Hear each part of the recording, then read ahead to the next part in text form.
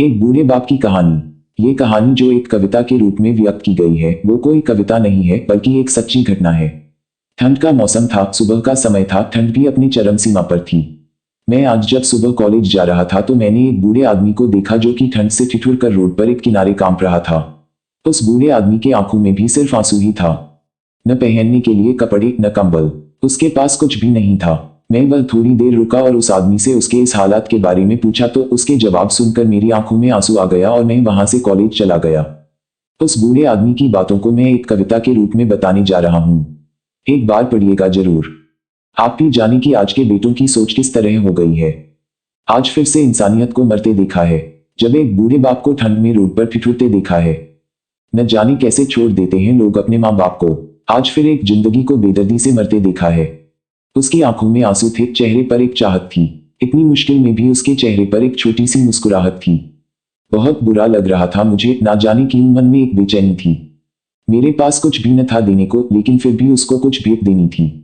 आखिरकार मैंने उससे पूछ ही लिया, बाबा तू यहाँ इतनी ठंड में क्यों लेटा है, अपने घर क्यों नहीं जाता। उसके आंखों में आंसू आ गए, प्यार की झलक भी दिख रही थी। वह बोला, बेटा तेरे जैसे ही मेरा भी एक बेटा है, जिसको मैंने पलकों पर बिठाया था। प्यार तो खुद से भी ज्यादा किया था उसको, क्योंकि उसके ऊपर से उठा उसके माँ का जो साया था। मैं बाप होकर उसको एक माँ का भी प्यार दिया। शायद कुछ इसी कारण से उसने मुझे आज घर से निकाल दिया।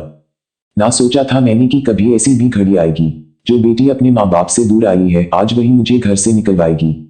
मैंने बेटे को बहुत समझाया, अपने किए हर प्यार को बताया था, पर बेटे के मन में जैसे एक अंधकार सा छाया था। वो भी अपनी पत्नी की बातों में आकर अपने बाप पर जुल्म ढाया है।